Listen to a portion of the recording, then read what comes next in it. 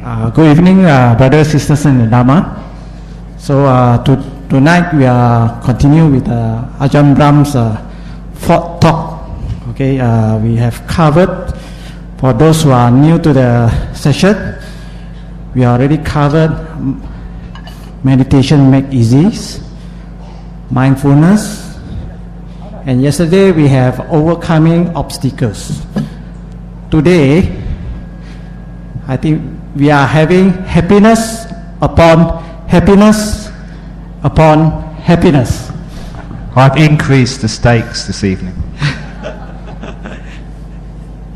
Okay, let's give a round of applause to Ajahn Brahm. Very good. So I've been looking forward to this talk, talking about my favorite subject, happiness. And it's so important that people who teach Buddhism are happy people, because Buddhism is a happy religion. It teaches people how to overcome your problems. And if you do overcome your problems, like I said last night, then you should be happier. And the talk before on mindfulness, I said the more aware and alert you are, the more joyful life is, the deeper you appreciate life. And even the food tastes more delicious the more mindful you are. And so, in a very profound way, those people who walk the path of Dhamma become happier and happier people. And when other people see you becoming happier and happier, they think, I want to also go on this path. And they also join up, which is the big problem for me. Because my monastery has already got too many monks. So I built a nuns' monastery, that's already getting full up. And my city centre's getting full up, and look at you, this room is already getting full up. Why? Because people like to know the secret of happiness. When I first became a Buddhist, I was fascinated by its expressions of things like compassion. It had the most beautiful descriptions of love and compassion of all religions I ever came across. It would never harm, not even animals or insects. And that was special to Buddhism, how it extended loving kindness so far and wide, would never give any reason for a war or violence, and would always be so forgiving and gentle. And also its philosophy of life was just so attractive. But when I read about this, all the commentators, especially in the West, said Buddhism is a pessimistic religion, because all it talks about is suffering. And that put me off for a while as well, until I started seeing my first monks. And when they started giving talks, I looked at them. They don't seem to be suffering. Do they know what Buddhism is? But seeing monk after monk, teacher after teacher, the one thing I noticed, that these guys who were supposed to be the experts, the ones who were the professionals, the ones who'd been practicing for such a long time, these were genuinely happy people. And that was perhaps the most important part of Buddhism for me. That you could actually see, not as a theory, but as a reality in front of you, that those people who trod the path for a long time, that something was happening. They were getting happier and happier and happier. And then you went to such places as Thailand to see the real experts. You know, these great monks who've been living in the forest for years, these amazing meditators. And they took happiness to another level. These were mega happy people. I use the word mega a lot, but perhaps that's not the right word for happiness. This is giga happy, or rather giggle happy. because these were incredibly happy people, happier than I'd ever seen anywhere else. And having gone to a great university like Cambridge, I met quite a few Nobel Prize winners. Would you like to win the Nobel Prize? Is that going to make you happy? It's nowhere near as happy as a monk. Would you like to be a multi-millionaire? I knew a couple of multi-millionaires as well. This was 35 years ago when $1 million was worth something. It's worth a lot less now because of inflation.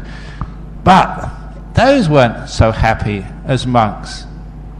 Even people who were very famous at sport. I knew one international cricketer at the time. His name was Majid Khan. He was in my college the same year. I think he was one of the international umpires or presidents of something or other, Pakistan cricketer, great cricketer. And even those people, although they had success in their life, they were nowhere near as happy as a monk. And so that really got me interested. What is happiness? Because that's all I ever wanted in life. Yeah, it's all right being rich. Yeah, it's all right being famous. Yeah, it's all right marrying the most sexy girl in England. But what I really wanted that for was to be happy. And in my journey, you started finding out what happiness truly is. And that's what I'm going to be sharing with you this evening. The real meaning of happiness. And fortunately, these days, you can measure happiness. You probably all heard when it happened a couple of years ago, Professor Davison of, I forget which is university, somewhere in the Midwest. He was doing experiments on people because there's a part of your brain which lights up when you get happy. And the more it lights up, the happier you are. He did enough research on magnetic resonance machines, functional magnetic resonance, which takes images of your brain as, consciousness is happening. And he measured many, many happy people. But the guy who went off the scale of happiness, who took happiness to levels never seen before, was a Buddhist monk. And when he published his findings, the whole world stood up and took notice.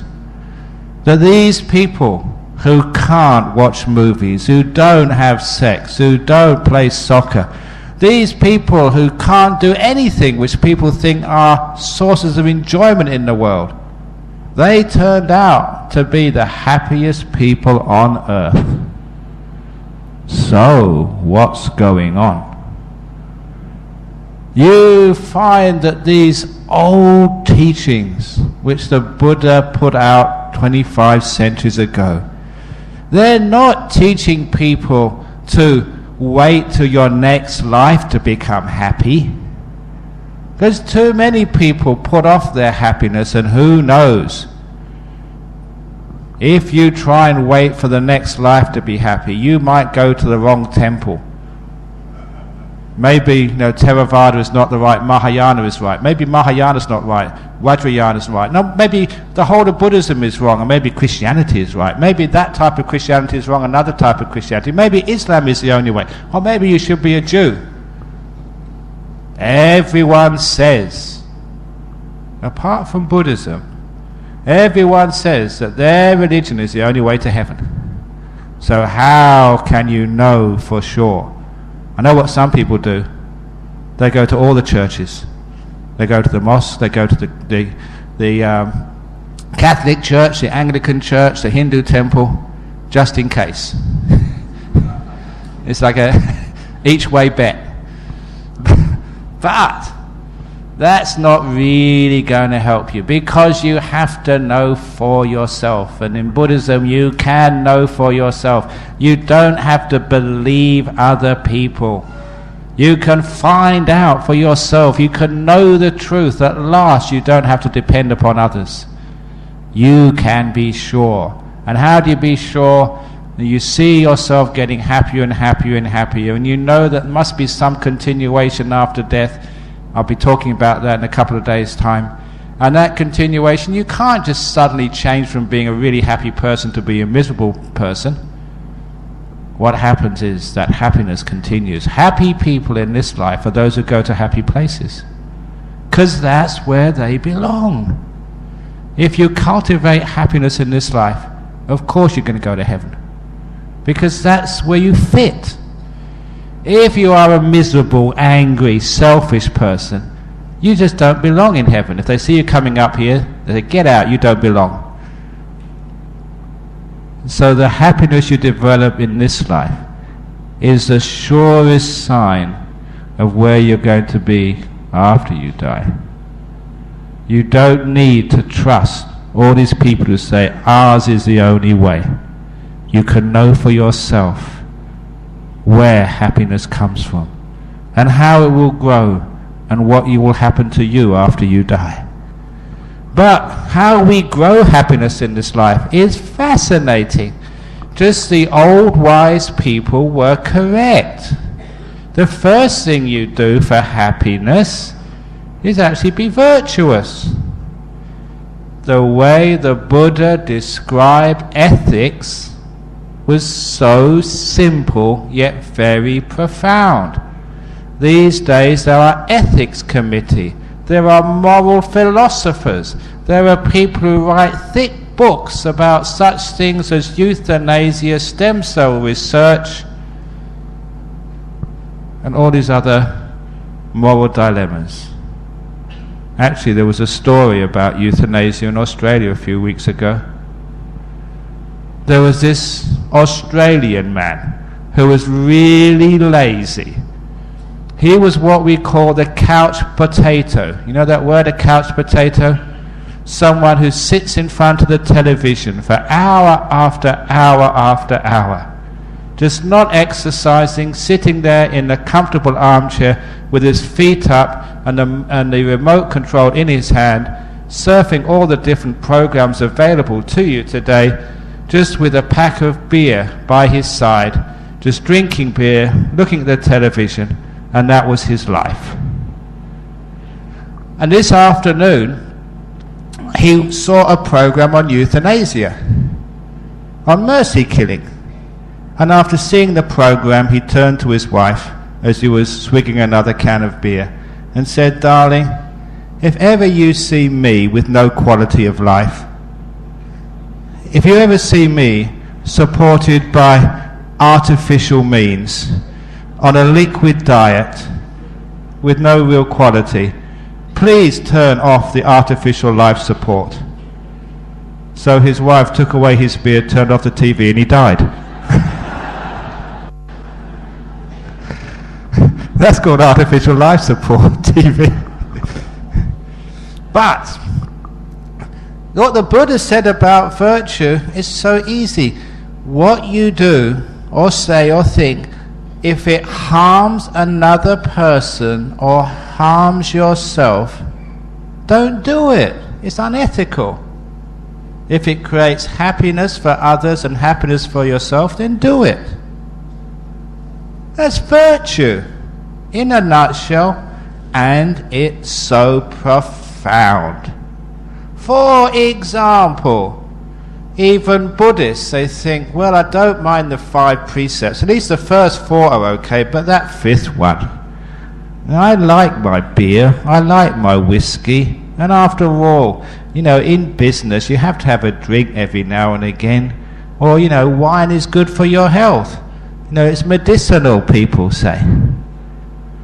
And that's a hard one, because is that really harming another person and harming yourself? When I gave up drinking alcohol, because my teacher said it was bad, so I decided to give it a try. And I found very quickly that when I stopped drinking alcohol, my happiness level shot up. You know why? Aha! Your happiness level is going to go down if you don't move this car. There's a lot of suffering if you don't move that particular car. Otherwise, actually I was told that there was a very clever guy in UK who bought himself a wheel clamp. Do they have wheel clamps in? Okay. He bought himself a wheel clamp, and he used to park anywhere he liked in London, and he put his own wheel clamp on. So that when this traffic inspector came around, he said, oh, that car's already been clamped. So he left it alone. And so when he finished his job, he just undid his clamp and drove off. That was a very wise man. I don't know if he was a Buddhist, but he's not really moral, but it's a good idea. Good idea. Anyway, back to harming others or harming yourself. As soon as I gave up drinking alcohol, my happiness level increased. The first thing I was worried about, being still a student, I loved going to parties. I was going out with girls. I liked my friends. I liked to enjoy myself. And I thought, who would want to invite someone like me to a party? I didn't drink alcohol while everyone else did. But I found I got invited to even more parties. I didn't know why I was suddenly getting popular until someone told me that they needed somebody to drive other people home, and that was me, because I wasn't drunk. So if you give up drinking, you're more popular because, you can be the driver. But not only that, and I tell this to young people, usually, when you're dancing, I'm being quite candid here. I wasn't born a monk. As a boy, you see a nice girl, you dance with her, and eventually you start kissing and stuff. Before, when I was taking alcohol, I couldn't enjoy it. I didn't know what I was doing. So you weren't really there. So all the pleasures of romance you missed when you were taking alcohol. And as soon as I stopped taking alcohol, I was mindful, alert throughout the whole evening. It's much more fun. Doesn't that make sense? So in the morning when I woke up, I was fresh, alert, and could enjoy my day. For me anyway, it made much sense. My happiness didn't go down because I was being a goody-goody. My happiness went up. And people sometimes think that when you do things like keep precepts and a virtuous person, you're missing out on life. No, people are missing out on the happiness of virtue. They're sort of lying to each other, they're deceiving each other, they're cheating each other, they're just adding to the misery of the world. And they're missing out on happiness, and it's such a sad thing to see. So I'm going to see a happier PJ, a happier KL, a happier Malaysia, a happier world. So stop messing around. Let everyone keep the virtuous and be kind to each other, and then everybody will be happy. And that's precisely what the Buddha said in the sutras.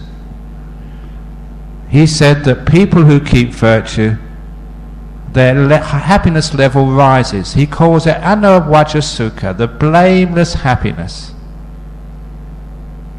People who keep virtue, they're really fun people to be around. They're happy, they're light-hearted, they have no worries about the policeman calling. There was one occasion I got very worried about the police, and that was when I was about 6 years of age. Because my father lived in a small apartment owned by the local government. And being a small 6-year-old, this is one of my earliest memories from this life. Being a small 6-year-old, whenever the doorbell rang, I'd run to answer it, to see who was there. And one day, I ran to the door because somebody was ringing the bell, and there in front of the door were 2 London policemen, 2 bobbies.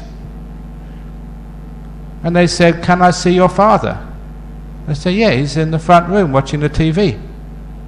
So they went inside there and sat down. And then 5 minutes later, the doorbell rang again. And another couple of policemen were there. "Can I see your father?" Now, even though I was only 6, I started to wonder, what are 4 policemen going in there to see my father for? What's my daddy done wrong? And you can imagine how I felt when the bell rang again and another 2 policemen came in.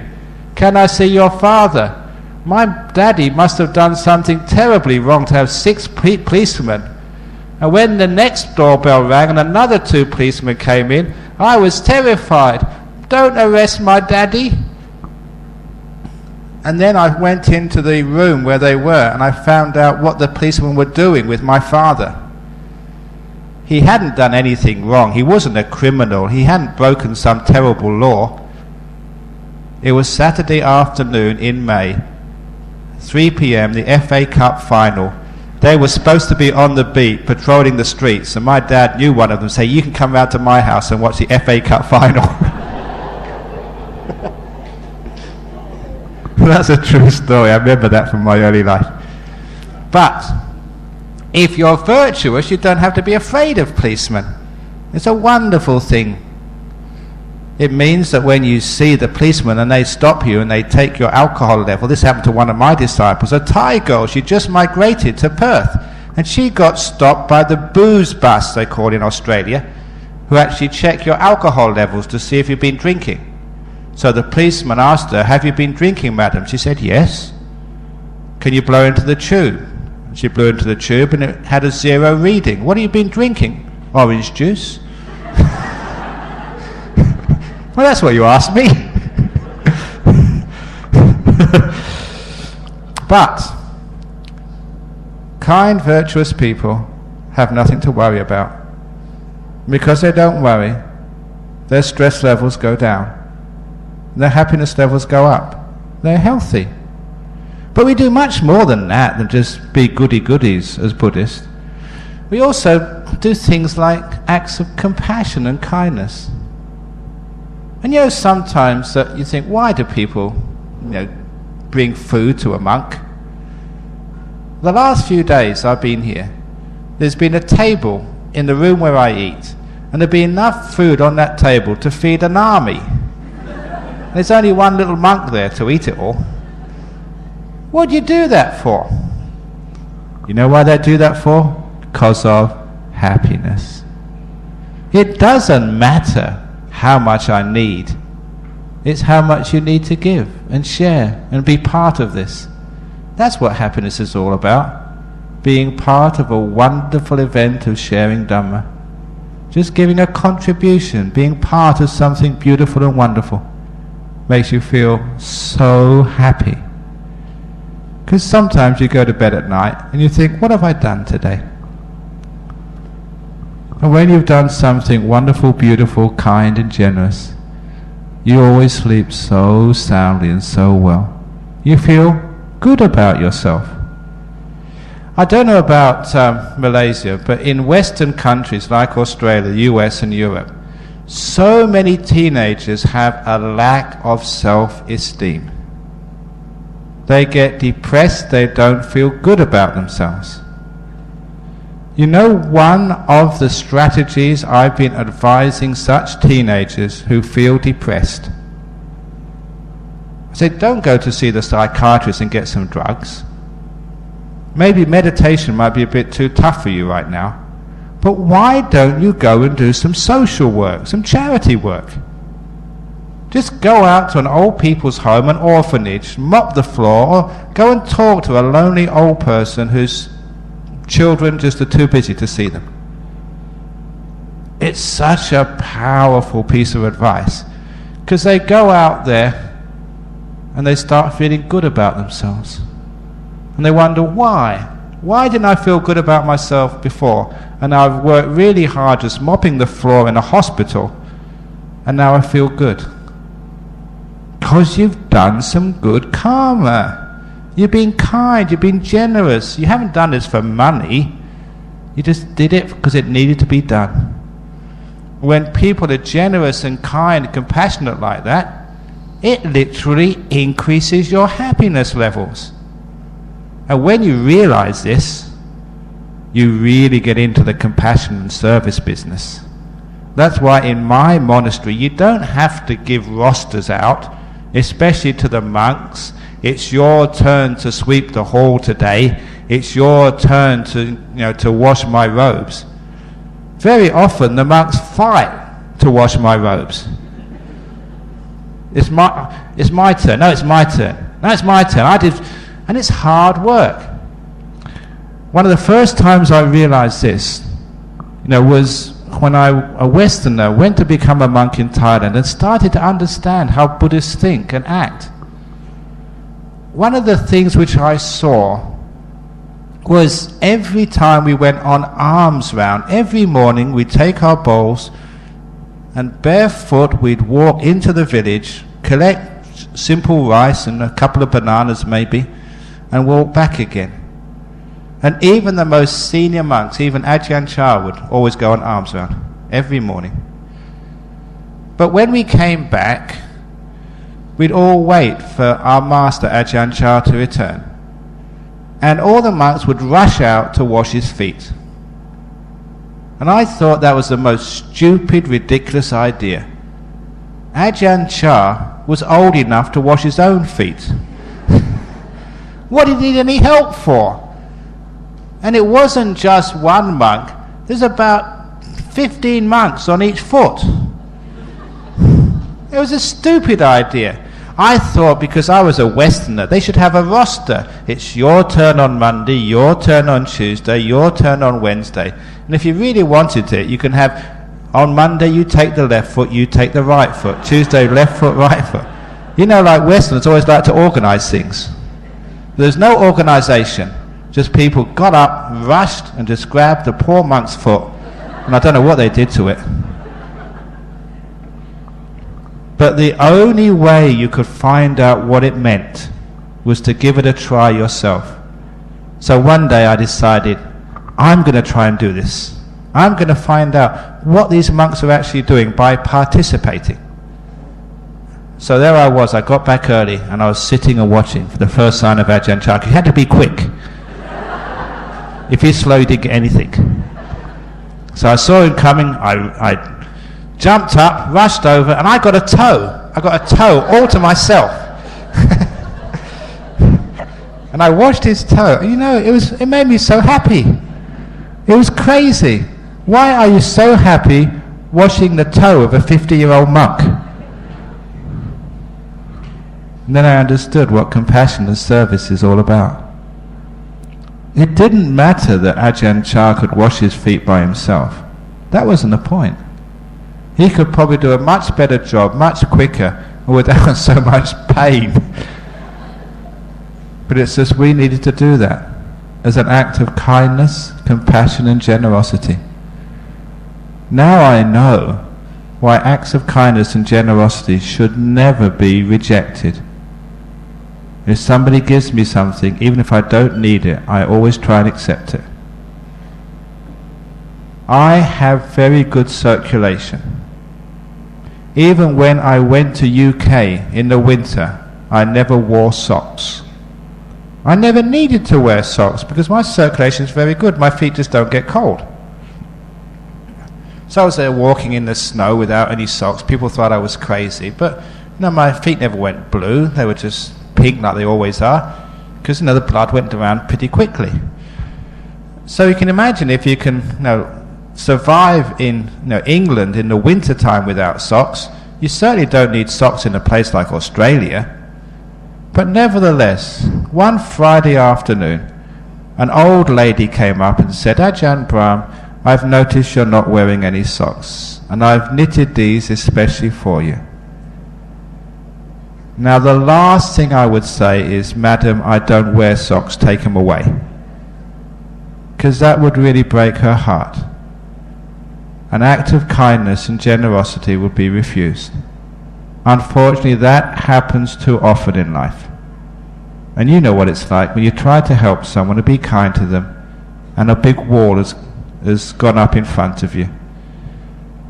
That just makes you so sad. So I said thank you, and I received those socks. And of course, even though I never wear socks, I put them on. In Perth, where I teach, I sit just on the ground, cross-legged. And for those of you who've seen me meditating, up in the hall, the meditation hall, usually you can't see my feet because they're under my robe. And that's usually how I sit. But on this occasion, while I was giving my talk, I deliberately moved my robe and stuck a foot out, which had a sock on it. And I saw, because I was looking out the corner of my eye, and this old woman, she said, he's wearing my sock, he's wearing my sock. And she was so happy. On another occasion, I was in Melbourne. Again, I never took any socks because I don't need them. And I went to visit a lady who was in the hospital with cancer. And she just had an operation. I think it was some organs inside of her were cut out or something, liver cancer or kidney cancer or something inside there. Because she was a very, very, very sick lady. But when I went in there and talked to her and tried to cheer her up, guess what she gave me as a present? A pair of socks. So I said thank you. I put them on in front of her to make her feel happy. And as I walked out of the hospital, I quickly, I'm quite a sharp guy, I realized that her window of her room actually overlooked the car park where the car of the person who brought me was parked. So as we walked to the car, I lifted up my robe and I did like a can-can dance. So she could see my socks, or her socks. And I looked at the window, and of course she was waiting at the window, smiling and laughing, because she knew that I was showing her, yes, I'm still wearing your socks, thank you so much. Little things like that don't cost anything, but what do? They increase people's happiness and create more joy in life. And any doctor knows that happiness is what helps boost the immune system and probably can cure cancers. Which is why when I do go visiting people in hospital, I usually have a stash of jokes to tell them. So to cheer them up, such as the man who went to see his doctor, and the doctor said, I'm terribly sorry, your cancer's so bad, you've only got 1 month to live. And he said, that's terrible, because I don't think I can pay your bill in 1 month. Okay, said the doctor, I'll give you 2 months to live then. Or the person who went to hospital from a motorbike accident, and unfortunately they had to amputate his leg. But you know, sometimes crazy things happen. They amputated the wrong leg. So as soon as they discovered that, they wheeled him back into theatre and amputated the other leg. And that's a terrible tragedy. So as soon as he was able, he got a lawyer and sued the hospital and the surgeon. But he lost his case. He didn't have a leg to stand on. Come on, laugh, it's only a joke. I'm so notorious, I went to visit a disciple who just had a hysterectomy. For those ladies who've had a hysterectomy, it's a very painful operation. You've got a scar in your tummy. And as soon as I got into her room, she said, Ajahn Brahm, please don't tell any jokes. It's going to hurt me so much. But when you have that happiness and joy, actually people's happiness level goes up, their immune system increases. And my goodness, I was told the other day about, people told me, Patch Adams. All he did was go in the hospital cheering people up, making them laugh, increasing their happiness. And with their happiness, their health increased. Why is it that we don't create more happiness in this world? Being good people, being kind people, being gentle people. Sometimes when you're sick, just when someone comes to visit you, that just boosts your happiness and you feel so good. Or sometimes when you're suffering and in pain, you just got a friend to be with.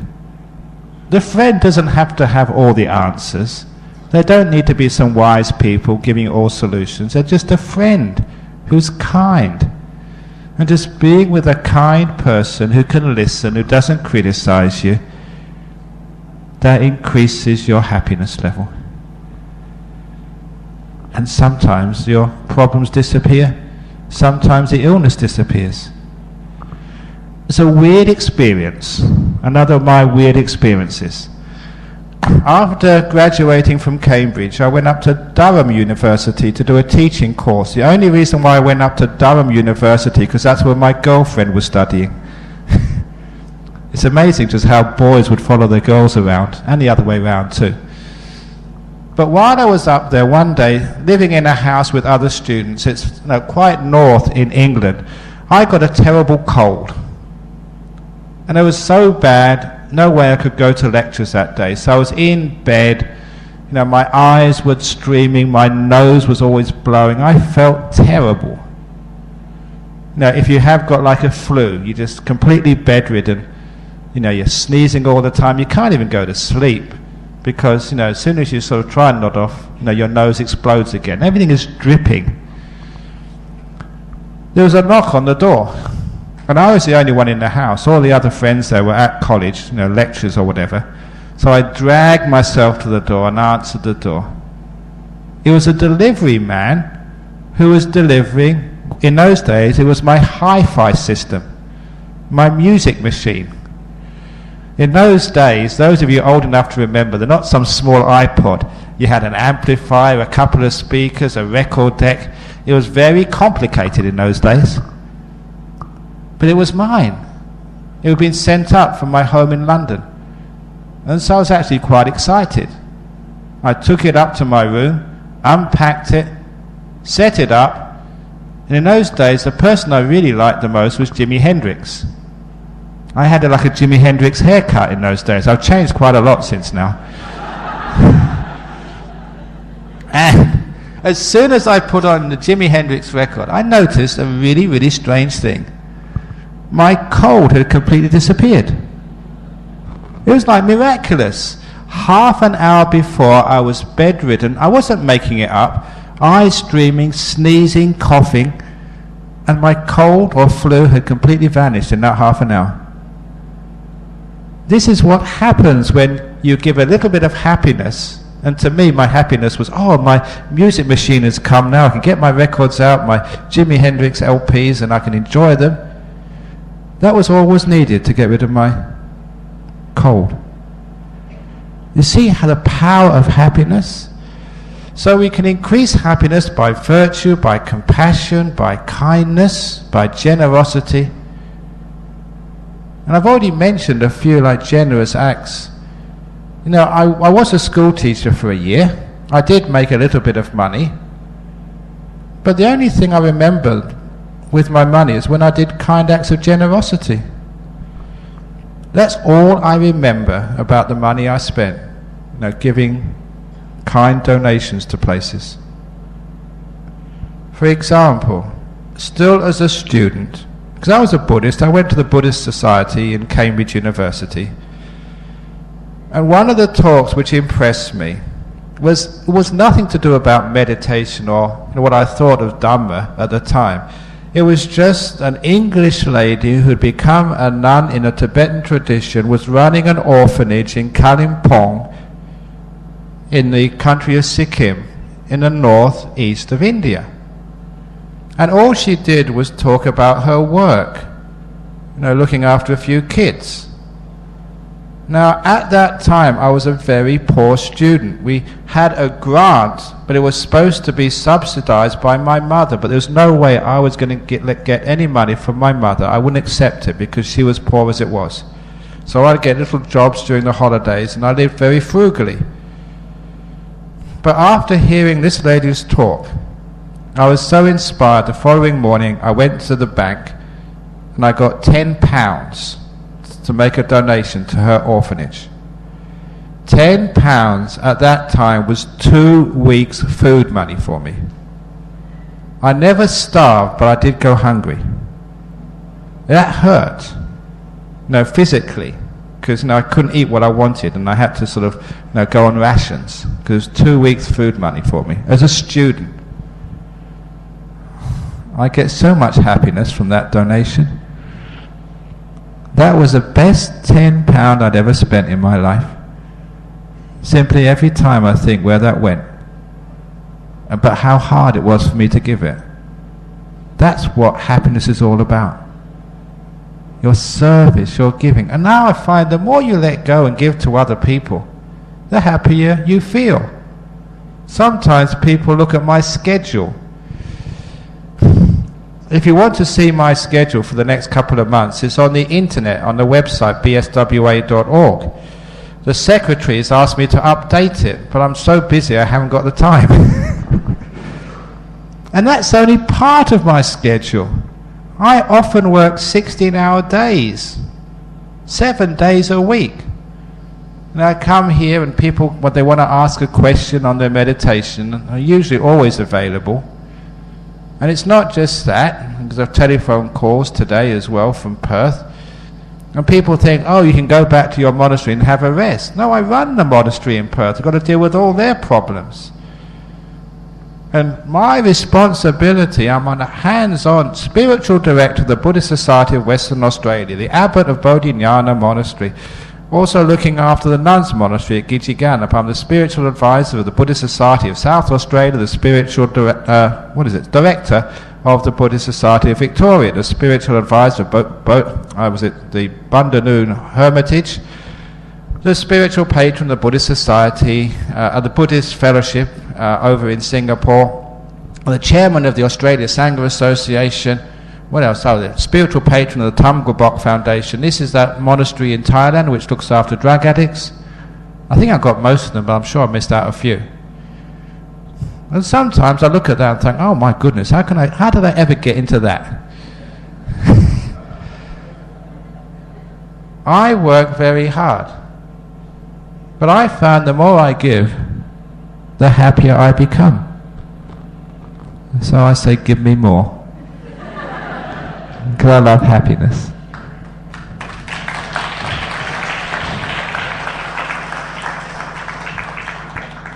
What taught me how this works was these are like experiences which you learn in monastic life. You don't just learn from listening to talks or studying books. Much of the teachings you learn is experiences from your life, which you're encouraged to reflect upon, investigate and find out why. Our monastery in Thailand was very, very strict and very poor. The robes we wore, we had to make ourselves. In those days, people didn't give you robes. You got white cloth, you had to cut them up, sew them into a robe, and make dye. The dye was from the jackfruit tree. And it took a lot of work to make that dye. Even the water, you had to haul it out of a well. There was no taps. You had to get some wood to boil the water and then take some logs of wood and chip them with a machete into tiny chips of wood, boil it down to get the sap out, concentrate the sap until you had enough dye to dye your robe. And when you dyed your robe, you put the white cloth in a wooden basin, poured the dye on it, you used to beat it and thump it with your fists, and then you put it on the line to dry. You had to keep on moving the robe. You couldn't leave it because the dye would streak. And you had to repeat that about 3 or 4 times before you got enough colour in your robe. It was really time consuming. And Ajahn Chah insisted that before you became a monk, you would make your 3 robes. And on this occasion, there was a group of monks. They were about a year junior to me. I'd already ordained as a monk. And these 4, 2 of them were Americans, one was Japanese, forget who the other one was. They were making their robes. And they'd already been up, making these robes and making the dye for about 38 hours. And they were going to stay up a second night. Now those of you who've gone without sleep for so long, you feel really like, you're drunk. It was very, very painful. And so after the evening meeting, about 10 o'clock, I went to the dyeing shed and said, guys, you go to bed. I will look after the dye pot for you. Don't need to tell anybody. And they were so thankful they could all get a rest, because they knew I knew what to do. So they all had a few hours of rest, and I stayed up all night, working quite hard. At 3 o'clock on the morning bell, we used to get up at 3 o'clock to start our morning chanting. They all got up, they'd had a 4 or 5 hours sleep, they felt so much better. They carried on the work, and I went for the morning chanting and meditation. But the strange thing was that that morning I was not tired at all. My meditation was just so sharp, my back was straight, I had energy. And it was so strange that usually after you had a good night's sleep, even then you were tired at 3 o'clock in the morning, but not sleeping at all, I was full of energy. It never made any sense. So I asked the abbot of that time, that was Ajahn Brahm, and I said, what's going on? Look, I've got so much energy, I'm not tired at all, but I haven't slept all night. I haven't slept for about 30 hours. And he said, because you've done a kind act. Because you were compassionate, because you thought of those monks who needed some sleep, and you gave up your own sleep for them. That's why you had got lots of energy. It's the law of karma. I know that now is true. When you sacrifice yourself for someone else, you get a boost of energy. That's why teenagers who do social work, social service, go old people's homes or temples or whatever, churches, and just help. They get so much energy and happiness. And all their lack of self-esteem, depression, vanishes. What a wonderful, simple thing that is. You don't need chemicals for that. You're helping society and at the same time getting rid of this scourge of depression in our modern world. But also, sometimes people think, oh, if you get too much happiness, you'll get attached to it. And still there are some Buddhist monks who say that. The Buddha was very clear. He said not once but many times. If anyone wishes to look this up, you can look it up in the Mahamolunkya-Putta Sutta in the Majjhima Nikaya, Sutta number 64. Or in the Aranavibhanga Sutta, that's even better. He said, monks, you should distinguish between the different types of happiness. There are some happinesses which you should avoid. You know, the happiness of like lust or eating too much, or video games or whatever, because that doesn't lead to real peace and growth. But there are other happinesses which you should not be afraid of and which you should develop, because that's part of your growing path of spirituality that leads to Nibbana. And the sorts of happinesses which you should never be afraid of is the happiness which comes from virtuous living, the happiness which comes from generosity, the happiness which comes automatically from compassion, from kindness. It's one of the great joys of life to be kind. And if ever you participate in any act of generosity and kindness, like me washing Ajahn Chah's feet, you get so happy. And you should get off on that. Enjoy it, because it will encourage you to do more acts of charity and kindness and virtue. And it will dispel the myth in our modern age that people who keep virtuous conduct, who are generous, are fools and they're missing out on life. You hear that in the Western world, these materialists, these professors, these people who think they know what's going on. You don't need to keep virtue in this modern life. Just grab the day, grab the woman, grab the man, do whatever you want, take drugs, have alcohol, get drunk, who cares, you can get away with it, you're going to die anyway. It's not true. I've seen people like that. They're miserable. The happy people are the good people. And the more we make this quite plain, we're giving a huge incentive to encourage virtuous, kind, compassionate action in our world. Why is it that people are afraid of virtue and kindness and generosity and compassion? Because they don't see its benefit in this life, let alone the next life. The next life is uncertain. You don't know unless you've got very deep meditation. But at least in this life, it makes you happier, more peaceful, more beautiful people. So go for it. Don't you want to be happy? It doesn't cost very much just being virtuous and keeping precepts. Actually, you save a lot of money, because alcohol is really expensive. I've seen some of these bottles of Johnny Walker Black Label, $300 or $400, $500. It's crazy. But anyhow, instead of doing that, you can have much more happiness and joy, being virtuous, being kind, being compassionate, looking after each other, not arguing, forgiving. Isn't it wonderful when people have had an argument, when one goes up to the other and say, I really forgive you. Look, it doesn't matter who did what to who. Let's be friends. One of the most moving stories I've heard came from South Africa.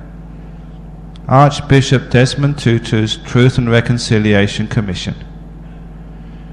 After the terrible events of the apartheid regime, and there were some gross things happened there.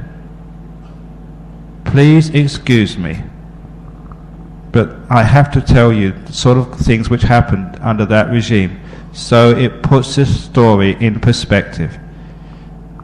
Many activists were tortured and killed, and there was one particular security officer, whenever he was interrogating an African suspect, he would literally drive a nail through the man's penis onto the table and then start interrogating him. And that's just, for me, that's unbelievable. But this is what happened in that place. The Truth and Reconciliation Commission was a brilliant idea which has been followed in other countries, from the great Desmond Tutu and Nelson Mandela. What they decided was, you can't just bury these gross offences under the carpet. You can't just pretend they never existed. But then if we seek revenge, that's going to perpetuate the cycle of tit for tat. You hurt me, I'll hurt you. You hurt my brother, I'll hurt your sister. So as a circuit breaker to the cycle of violence and revenge, the Truth and Reconciliation Commission promised that any person from any side, either the African National Congress or the white South African government, if anybody took the stand and confessed truthfully what they did, no matter how gross, even murder, as long as they said what they did, then they would be given amnesty. They would be forgiven. The truth had to come out, and then there would be reconciliation, no penalty. It was a brilliant strategy, because that's sometimes all we want. We want to be acknowledged that the terrible thing happened.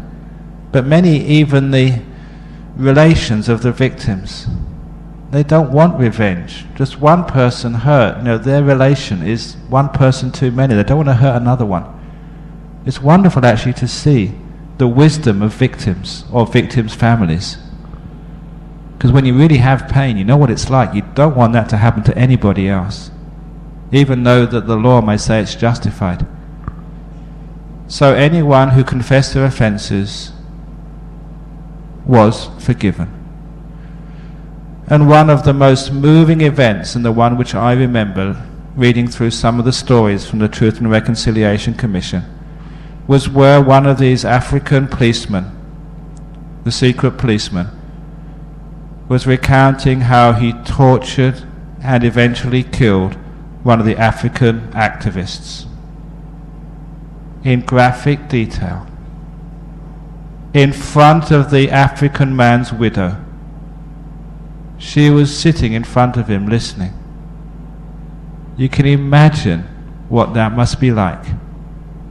It's bad enough having the man you loved murdered, but to hear how it was done, how would you react? And it was also traumatic for that man who had committed that crime to tell in detail what had happened, facing the wife and knowing he'd taken away her husband, her lover, her friend. The man was shaking. crying, sometimes not able to continue. It's not easy to tell other people what you've done. But he did it. When he finished, the wife stood up and went straight for him. He froze in terror, as did everyone else in the room, thinking the woman was going to kill him. It would be justified, maybe, but she didn't. She just threw her hands around him, hugged him, and said the magic words, "I forgive you." And the whole room burst into tears. Tears of holiness, having seen a beautiful act of humanity. A person who shouldn't be forgiven, you might think, and a person who should be unable to forgive. But they went far beyond all these shoulds, went deep into their hearts of holiness and forgave. When I read that, I thought, if she could forgive the torture and murder of her husband, can't you forgive your wife for being late for dinner? Can't you forgive your husband because he scolded you? Gee, come on! A little act of forgiveness is a seed of huge happiness and joy.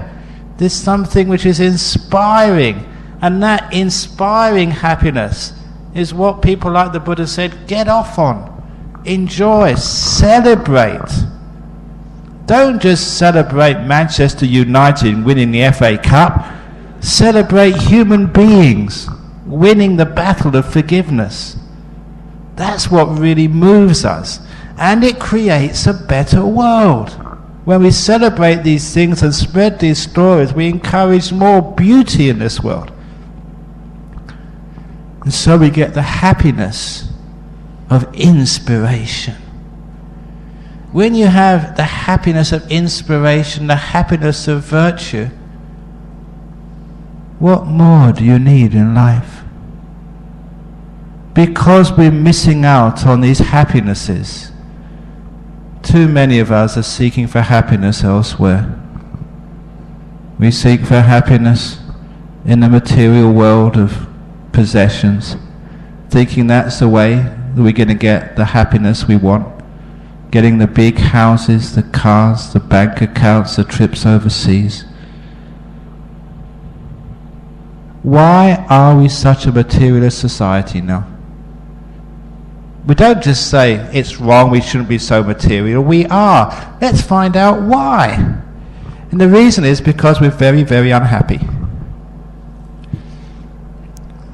So we're looking for happiness anywhere, and we're looking for it in the wrong place. And that's why we make a big mess of the planet, screwing it up, digging up everywhere to get the iron for our cars and our aircraft, and the clay and the sand for our big concrete houses. And how big a house do you have to have? Look, the only house you really need, the one you're going to spend most time in, is 6 foot long, about 2 foot wide, and about 1'6" high, made of wood. It's called your coffin. You're going to spend more time in there than any other place. But why do people have these huge mansions? It takes so much to clean. And it's only to show off. That's all it is. You think, look at me, how big my house is. I've got a big Mercedes. I've got this. I'm not big Mercedes. I've got 2 cars. I've got 3 cars. Really, that we're just following other people like sheep rather than thinking for ourselves. You don't get happiness from wealth. I think did I tell the story about the 50,000 being the happiest income you can get? Because I've been telling, those who haven't heard this, this might be for the Venerable Christian and the Sikh gentleman's congregation. Because I tried this to raise funds for my retreat center. I found out research which was done in the United States, they found out that if you get too much money, your happiness drops. And the best income for the most happiness is like one of these sine curves. If you're too poor, you're not happy. You get more and more money, you get happier and happier and happier till you reach a peak at a certain level of wealth. And then too much wealth, actually you get too many problems and difficulties, the happiness level goes down. This was solid research done over many universities in the United States. They said the best income for happiness is $50,000 US a year. If you get less than that, you're a bit too poor, you can't enjoy yourself and get the things you want. If you get too much, you have too many worries and problems. So your happiness goes down. So the optimum income is $50,000 a year. More than that and you're not happy. So I told people in my congregation, anyone in my congregation who's earning more than $50,000 a year, out of compassion and concern for your happiness, you can give the difference to my temple and that will increase your happiness.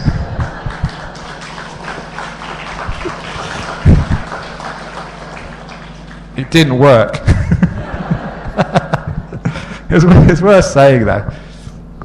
That real happiness just comes in kindness and generosity and love and peace and forgiveness.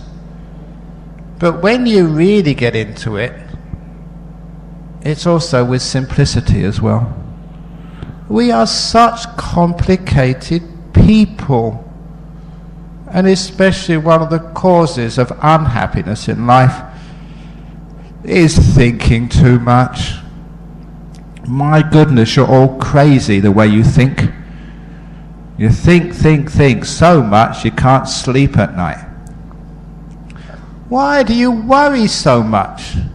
Actually, it's my problem. I don't worry enough.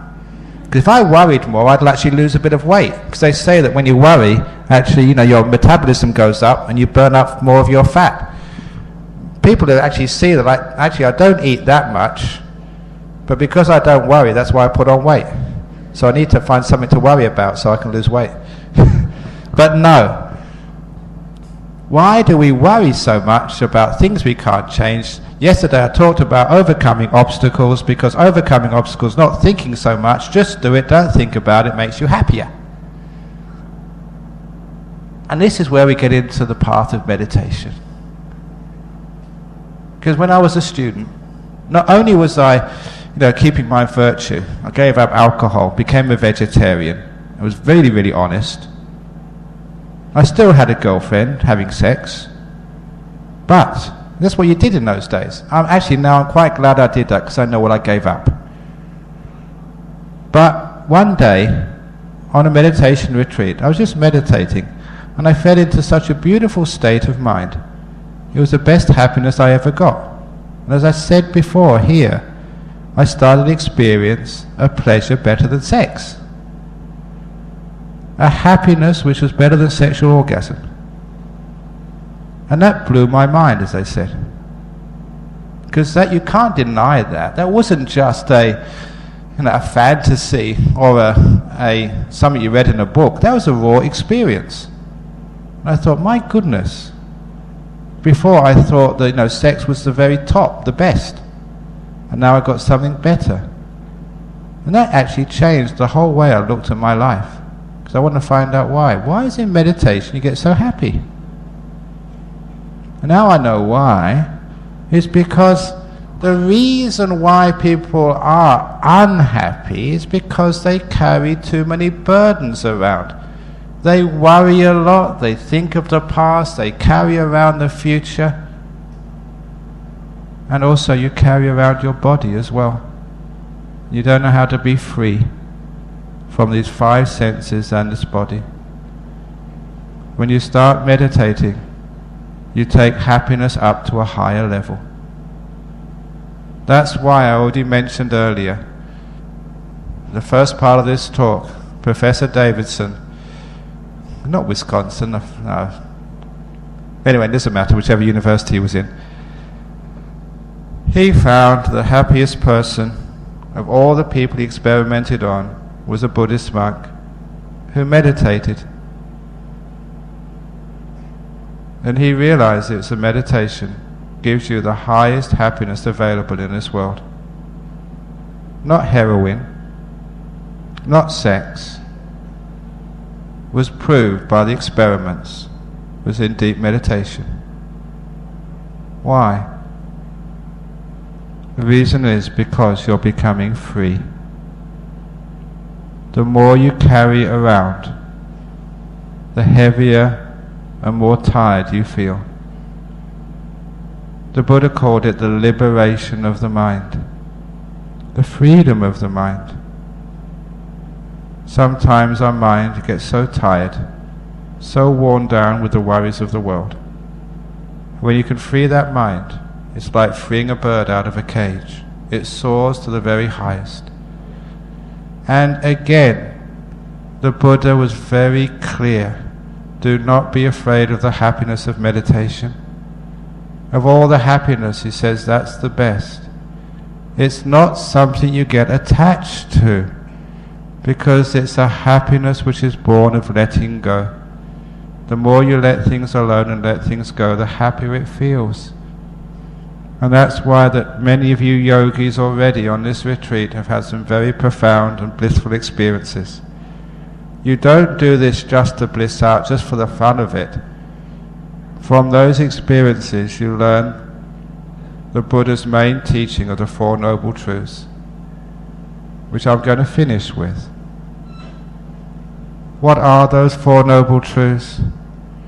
Too often people describe those as suffering, the cause of suffering, the way out of suffering, and the path leading to the way out of suffering. And that's why that people said that Buddhism was a pessimistic religion, all about suffering. But from my own experience, and also from knowing those sutras, the teachings of the Buddha back to front in Pali, I've rearranged those teachings. I haven't changed them, but by rearranging them, I brought out a much better explanation of the Four Noble Truths. I start with Noble Truth number 3. The end of suffering, Nibbana. The Buddha made it very plain when he called Nibbanang Paramang Sukhang, that Nibbana is the ultimate, the highest happiness. So I start off with that. First Noble Truth becomes the highest happiness. And then Buddhism is not pessimistic at all. And also people are interested. If the highest happiness is on offer, do you want to go for it? Noble Truth number 2 is the Buddha's number 4. How to be happy. What is the path for the ultimate happiness? And there the Buddha said, the Eightfold Path, otherwise known as virtue, stillness and wisdom, Sila Samadhi Panya. It makes it so clear that people who keep virtue, you increase your happiness. The more peaceful and still you are, the happier you are. You increase your wisdom. You really get happy. You don't have to wait till the next life. You're experiencing it now. And you see it. If you don't trust that, check out the virtuous people in this retreat. Find out those who are happy, those who are not. It's the scallywags are the unhappy ones. The ones who are naughty. Let's check out the good meditators. They're the ones with the biggest smile. The wise ones are the happy ones. You should know that by now because you've been around these temples long enough. And you know that's the path. The more you walk that path, the happier you are. And that's why the Buddha called the path of Buddhism the gradual training in happiness. The more you practice, the happier you become. And the happiness goes to levels you would never expect. So if people say, Ajahn Brahm, what are you an expert at? And I say, I'm an expert at happiness. A happiness guru. That's what I know. Just the different levels of happiness available to people. And as you go deeper into this, you find out, well, let's get to the third Noble Truth. Now becomes not suffering, but the absence of happiness. Why is it that some people are unhappy? And why are you unhappy sometimes? Because the fourth Noble Truth, craving, wanting things. That's why you're unhappy. You want too much. Let go. And then you find you have all the happiness you ever wanted, and more than you wanted. As you go into the deep meditations, the happiness goes to levels you can't anticipate. So often it's happened that you get such bliss and happiness in meditation, you think you're going to explode. You can't take that much. It just goes to another level of happiness. You understand what happiness is. There's many levels of happiness, you just don't understand just how deep they are and profound they are.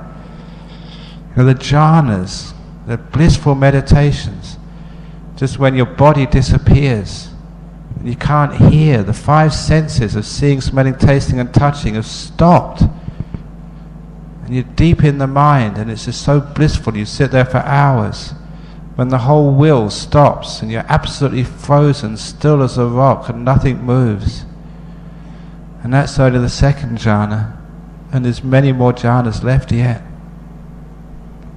It's incredible what you learn about happiness as you go deep into the mind. And you realize that this is what people should really be investigating. What happiness truly is, and how easy it is to be happy once you know how to let go. Then the world will be very virtuous, very peaceful, very kind. Why? Because it's in everybody's interest. It makes everyone happy. And when there's happy people, we wouldn't feel like going to war. We wouldn't feel like going stealing other people's goods because we don't need them. We would never get jealous. Why do we need to get jealous? We have all the happiness I want. You can have some of mine if you want it. I got too much. So this is what we mean by happiness upon happiness upon happiness. It is the path of virtue, meditation and wisdom. You keep on this path and your smile will go broader and broader, happier and happier. Follow the instructions, because that's why the Buddha was kind. He wanted you to be happy, all the way to the ultimate happiness, nirvana itself. May you bliss out more than you ever expected. Go all the way to nirvana in this very life. May you be enlightened.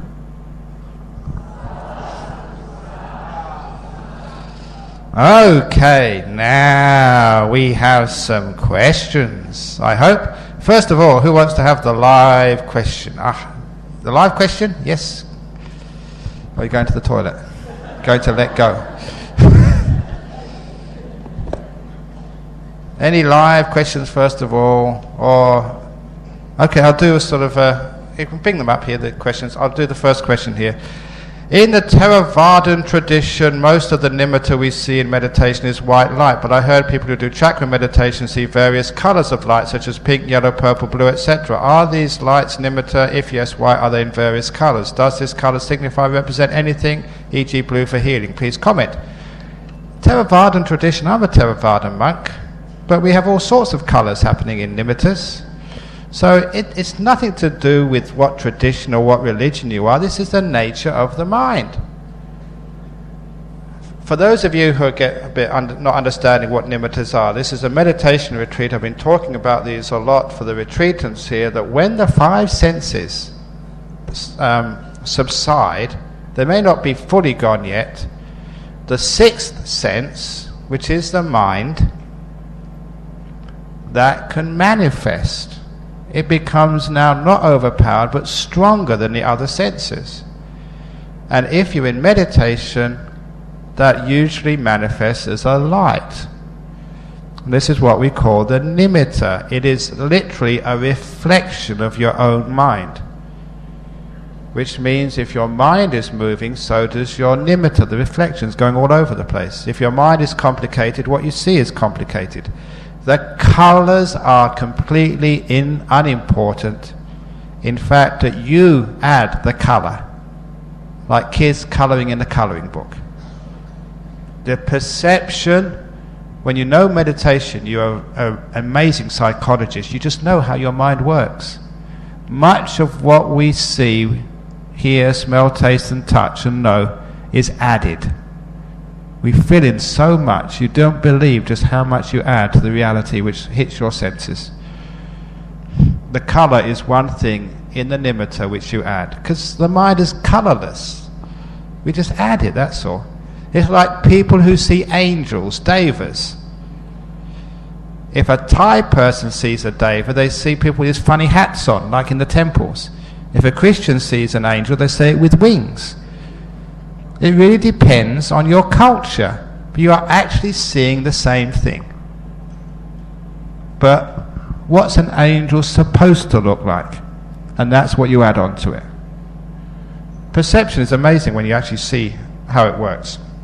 So, the colours are completely unimportant. When you get to the mind stage, what really is important is its brilliance, its brightness, which is the same as its joy. The brighter it is, the more powerful and blissful it is, and also its stability. For those of you on retreat, I'll go into more detail about this tomorrow morning. Dear Ajahn, from your point of view, do you think Sai Baba is a living Buddha as claimed? He has done lots of miracles like saving lives and curing diseases. The only living Buddha alive today is in you. So stop looking at other people and asking for miracles. The greatest miracle is your miracle of mindfulness, compassion, kindness, generosity and peace. Because too often we actually transfer to gurus and teachers. The whole idea of a teacher, as I said the first night here, is to try and get rid of you. I'm a terrible teacher because people keep coming back day after day. If I was in school, I would get the sack. A school teacher is supposed to get people to graduate so they don't need to come to school again. For years I've been trying to get rid of some of you. How many years have you been coming to retreats? I must be a terrible teacher.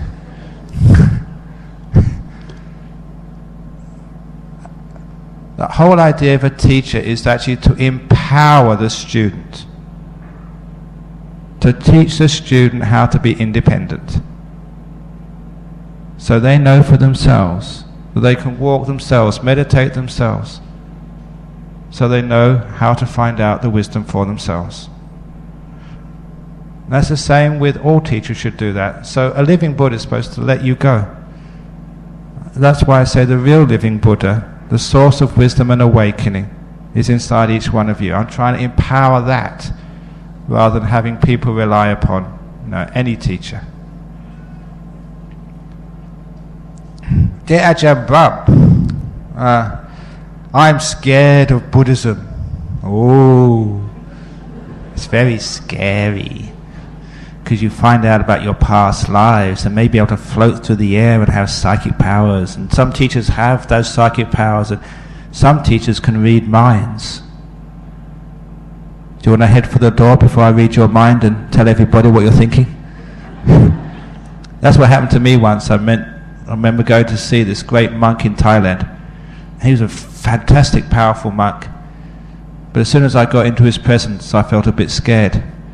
I knew he could read minds, and I was begging him, please don't read mind right now. I'm not ready yet to read my mind. I'm scared of Buddhism. Every time I start meditating regularly or practicing Buddhist principles, I would revert to becoming a very quiet, vulnerable and blur person who doesn't know anything else besides the Dhamma. I'd start seeing everything as being transient, and as a result become very lonely, and I start thinking of becoming a monk. Problem is, my parents, who are very pious, they seem like religious zealots sometimes, are trying to force me to become pious too. Countless times I've tried explaining to them, but they won't listen. They also think life is gloomy and you can't trust anyone.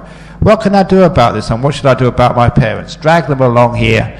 Life isn't gloomy, and Buddhism isn't scary, but being pious is sometimes not understanding your religion. Piety for many people is like being grim and not having any fun. Sometimes people think, if you don't have pain, there's no gain. That might work in athletics or in the world, but it certainly doesn't work in Buddhism. no happiness, no wisdom. That's what happens in Buddhism.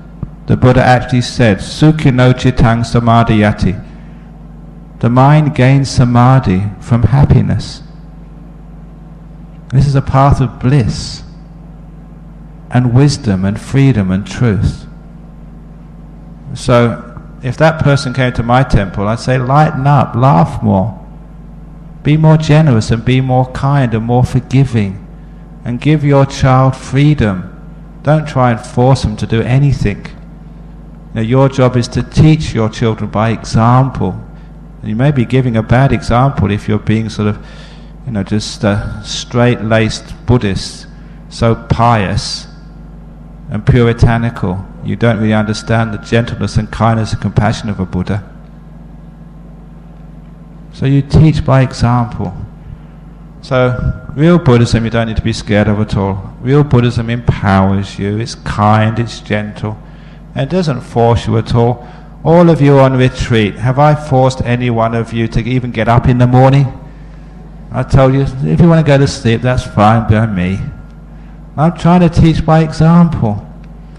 And is it really gloomy when you've been listening to all these talks, or do you have lots of fun and laughter?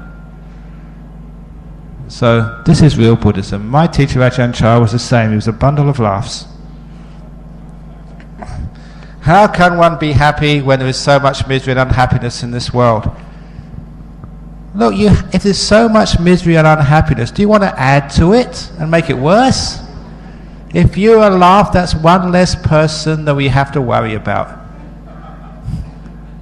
So that's why you should be happy and laugh, actually to lessen the misery in the world, not to add to it.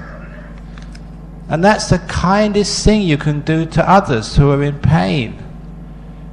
To show them by example that you too can be in pain, that you too could have lost your husband and still live a happy life, that you could have lost your job, you could have cancer. It's great to see Buddhists, real Buddhists who have cancer, who laugh, who are smiling at their bedside. Some years ago, there's one of the disciples, a close disciple of our monastery. She was always having breathing problems. We thought it was allergies, but when she got it checked out, she had lung cancer.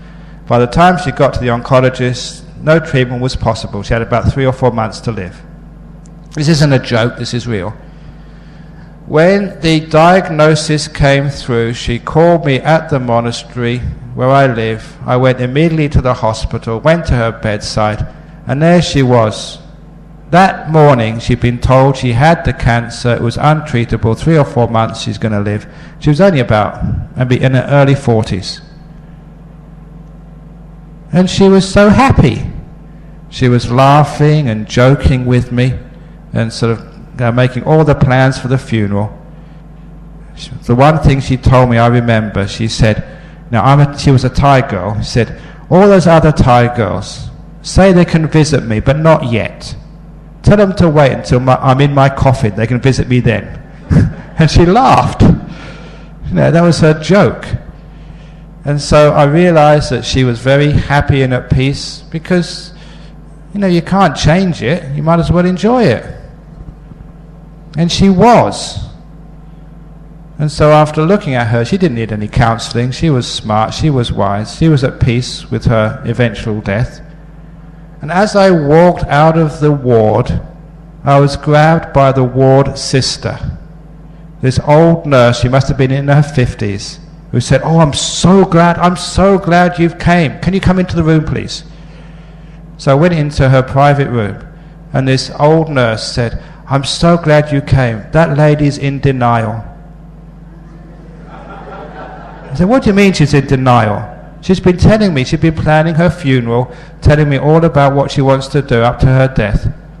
And the nurse was just flabbergasted. She couldn't understand what was going on. She said, but she's not unhappy. She's not crying. She's not trying to find some way of prolonging her life. It was the first time that nurse, who was a Catholic, had seen a Buddhist be fully accepting to such a huge degree immediately on the diagnosis of a terminal cancer. It changed her idea of her Christianity, of how we can accept death and be at peace with it. Straight away. Why not make it a happy time? And she did. She was a woman whose doctor, who was a Christian, came to the funeral and he told everybody, that lady died with class. That's the way he said it. So, in the Theravada... So is there a live question coming? No. If you have a live... No live questions? Okay, the written questions. In the Theravada tradition, we believe through meditation in attaining jhanas can free one from suffering, but the Mahayana Tibetan tradition believes suffering can be eradicated through chanting of mantras in sutras. Please clarify. Thank you, Ajahn. The Tibetan tradition, the Mahayana tradition, the Theravada tradition, there's only one Buddha. It's all about the mind and training. We might come across things from a different angle, but when you go deep into the mind, it's like a cake with different icings. All these different traditions. You have the strawberry icing of the Tibetan tradition. This is the light chocolate icing of the Theravada tradition. You have like the grey, which is vanilla, and blackberry icing of the Mahayana. But you go underneath the icing of a cake, it's the same type of cake. Even you have the Christian icing, you have the Sikh icing, the Islamic icing, the Hindu icing. You go underneath the rituals and go to the heart of it, you always find the same stuff. That's why if you really go deep into it, I was at a conference. I actually was at a Buddhist summit in Japan a few years ago. One of the lovely things about going to these conferences and these summits, where there's members from different types of Buddhism, is after you go through all the ceremonies and the formal talks, you go to each other's hotel rooms and you have a really good talk. And the one thing I remember about this summit in Japan, that there's a couple of us Theravadan monks, and there was a couple of German Tibetan monks, and we had this amazing evening when myself and this Lama Londrup, he's a German monk, and in the Vajrayana tradition, we started talking about our meditation experiences. And we can, as a monk, I can talk to monks, but some of this stuff, I just, according to my rules, I just can't tell you. Now, I'm not saying that, this is actually the rule, but with monks, you can really open up and let go. And so we're talking about what we're feeling, and what he had done in his meditation, what I had done, and it's amazing, just when we actually started comparing experiences, it was so inspiring to see we were doing the same stuff. They gave it different names in his tradition than in my Theravada tradition. In the same way that, you call it cup of tea in England, you call it cha, or sort of in India, but it's the same taste. So actually, when you got deep into it, especially into meditation practitioners, that's where we came together. In the theory, the scholars, they're the ones who argue. The scholars are the problem. But the practitioners, they actually find that it doesn't matter, the menu may have a different name, but the food all tastes the same. That's why I really love going to the practitioners. You talk with them, and it's amazing just how much you have in common. So I decided to start a new jhana of Buddhism. You're taking away my joke. Not Vajrayana, not Mahayana, not Hinayana, the Hahayana. The fun Buddhism. That's right. The Yana.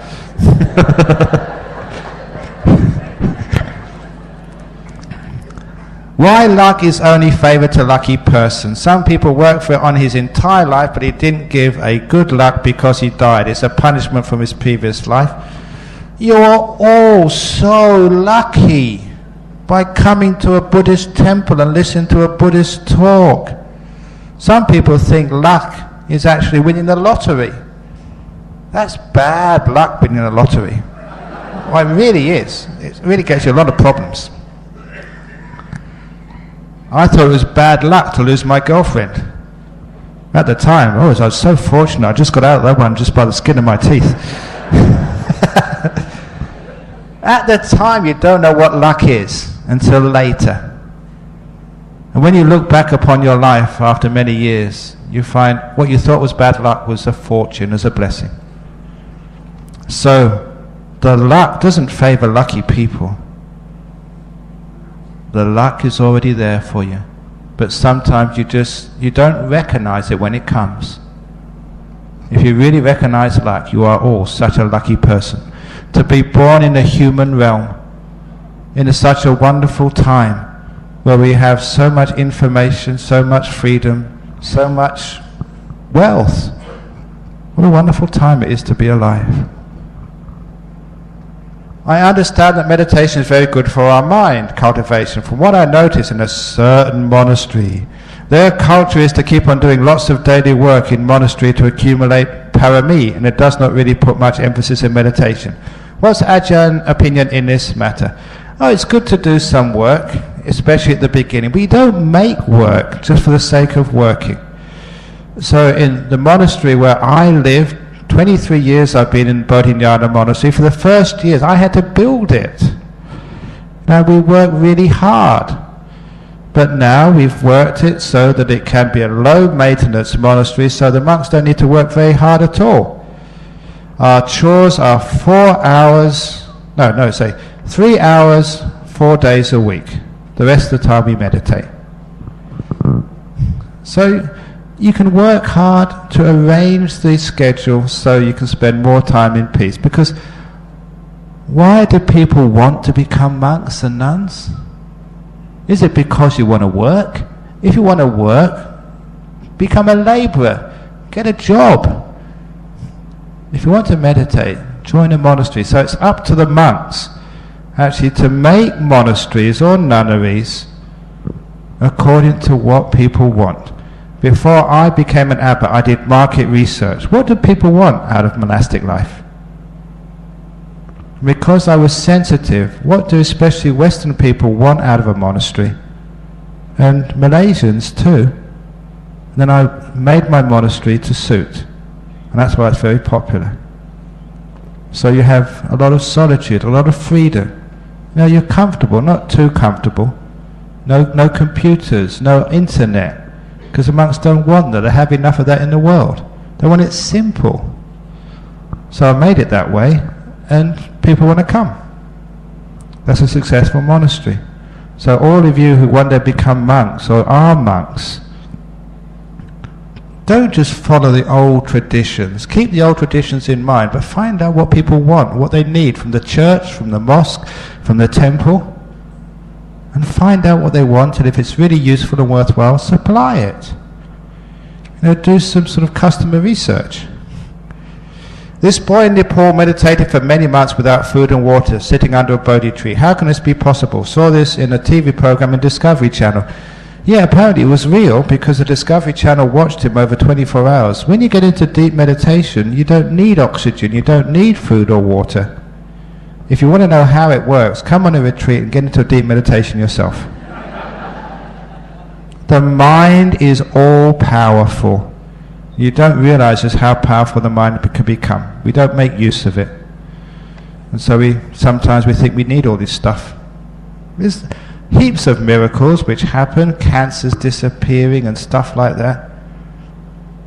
So it's very easy to understand how that particular miracle happened. Because the mind becomes so still. Metabolism of the body just hardly going around at all. Okay, my teacher, Ajahn Chah, for the last few years of his life, he had a brain damage because he had water on the brain and he couldn't speak. And he was in a wheelchair, had like a stroke. And sometimes people wondered what he was doing all that time when he wasn't speaking. My teacher, first of all, as soon as that happened, all the monks, his disciples, I was in Australia at that time, so I wasn't invited, it was too far to come. They had a big meeting, say, what should we do with our teacher? And they all decided no intervention at all, let's let him die, let nature take its course. And having agreed upon that, the word got to the King of Thailand, and the King of Thailand sent a letter, no, you keep that monk alive. And so when the King of Thailand says that, if you're a Thai monk, you have to do that. No choice. So they built him a little hut, which was appropriate for nursing somebody. The King of Thailand paid for a nurse in rotation, 8-hour shifts, to be looking after Ajahn Chah 24 hours a day, 7 days a week. But the monks would do service for their teacher. Usually about 3 monks would also be with the nurse on 8-hour shifts, doing duties for their teacher. And one of those monks told me this story. It happened many times that Ajahn Chah would stop breathing. This is what happens when you get into the deep state of meditation called 4th jhana. Your breath stops. So he'd stop breathing. And the nurse on duty got very afraid. He wanted to get him breathing again. The nurse did know that one day Ajahn Chah would die, but the male nurse did not want Ajahn Chah to die on his shift. So he wanted to revive him. The other monk said, leave him alone, he's in deep meditation. No, I don't believe that. Yes, he is. They had an argument, and the compromise solution they came to was the nurse would take blood samples every few minutes to ensure the blood was well oxygenated. As long as there was enough oxygen in the blood, would mean the brain would not be deprived of its essential fuel, so there'll be no brain damage. The only problem with lack of breathing is no oxygen to the brain. So that was a decent compromise, and so for about 4 or 5 hours that nurse took blood samples and discovered even though Ajahn Chah was not breathing, the oxygen level in the blood remained constant throughout. It was a rare little experiment done on someone in deep jhana, simply because Ajahn Chah was very sick and a nurse was very scared. When you're that still, you don't need to breathe, let alone eat. So you can understand why that little boy could actually sit so long without needing water or food. He's in deep meditation. Must have been a natural. Okay, yeah? Urgent announcement. Yeah. The car registration number WPJ 3360, because the house owner is complaining very badly about your car blocking his entrance. Can you kindly remove your car now? What make a car is it? It's a Proton Saga. A Proton? I'll repeat it again. WPJ 3360. Okay, please move it immediately. Very good, thank you. I have a Buddhist friend, but I was disappointed with her because I found out later she had not been sincere in her speech. I forgave her a few times, but later I found out that she's jealous of me. I stopped seeing her to stop the problem. Am I doing the right thing? I'll be more forgiving, because Buddhists aren't perfect. We all have little silly things we do, but we can be forgiving and compassionate. Remember what metta is. The door of my heart is open to you.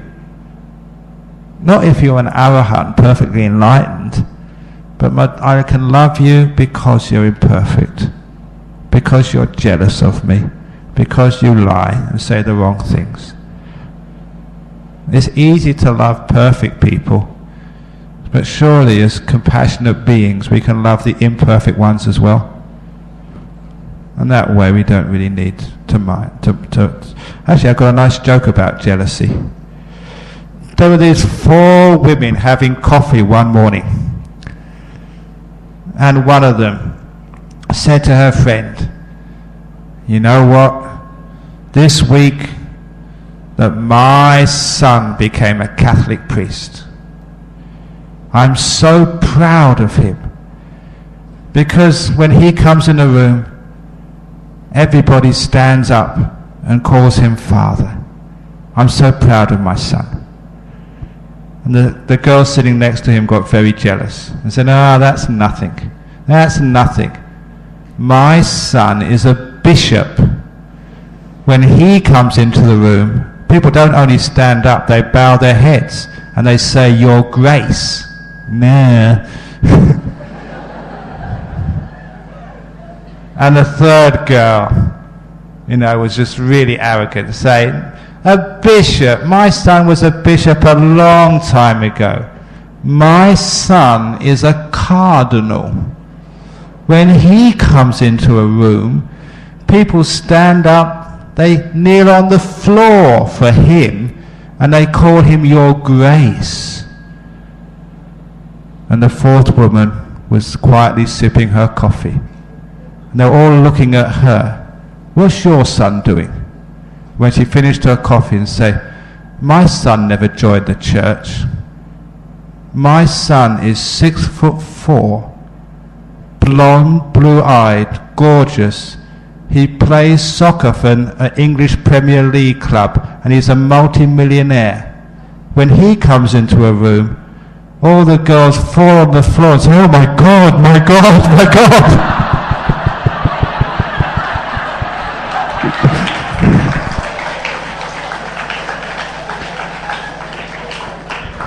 That's jealousy. I think the girls understand that joke. Okay, Ajahn Brahm, you mentioned how difficult it was when you gave away the £10. Were the merits earned much more than that earned by a rich man who gave the same amount of money? Of course it did. It doesn't matter about how much you give. It's your heart, your intention. If you give, someone comes up and say, Ajahn Brahm, here's 10 million ringgit for Chempaka Buddhist Lodge. See, it's me. I'm giving 10 million for... That's just pride. You don't get much merit that way. But someone just quietly, without anybody knowing, slips say a 50 ringgit note into the box, simply because they have gratitude for making this place available. They're the ones who make merit. The silent, humble givers, not the ones who want their name put on the board. So yeah, I did get much more merit from that. And you can feel it because it brings me so much happiness. That £10 has given me happiness for years. When did that happen? That must have been 1970. That's 36 years that's given me happiness.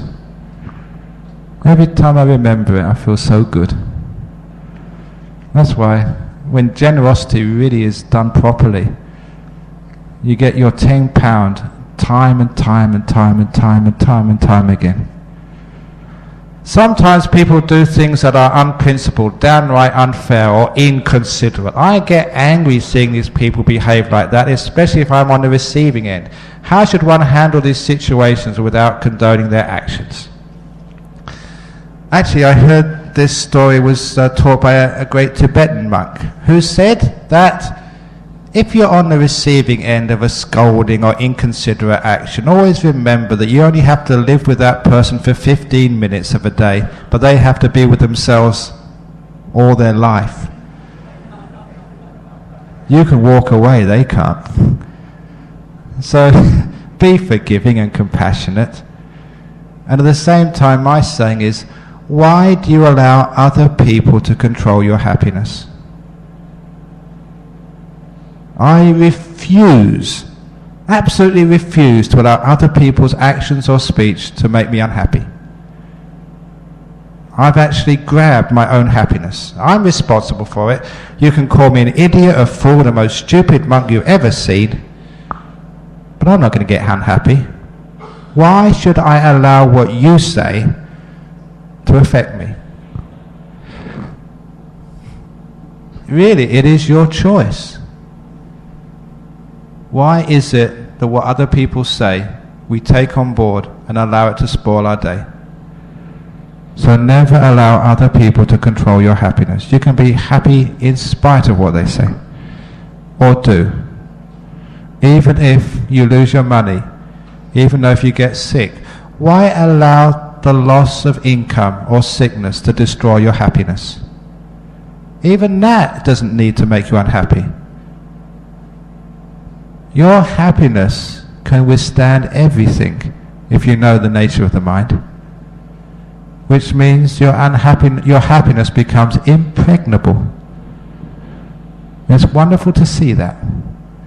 Saints, people can abuse them, they can even wound them, and they never get unhappy. They never scold. They never seek revenge. You can be such a saint. Never allow other people to control your happiness. What must one do to lengthen the stillness of the mind whilst meditating? How to stop the monkey mind from wandering? What must one do to lengthen the stillness of the mind? Nothing. See if you can. Not do nothing, but nothing doing. There's a great difference between doing nothing and nothing doing.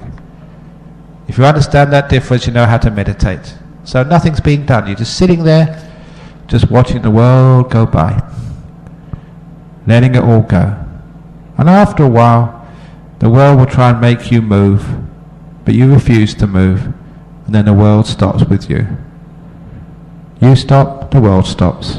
You move, the world moves. And that's how you meditate. You stop moving. You let go, and everything stops. The monkey mind, the reason why the monkey mind keeps going is because you're a monkey. That's why you got monkey mind. So stop monkeying around.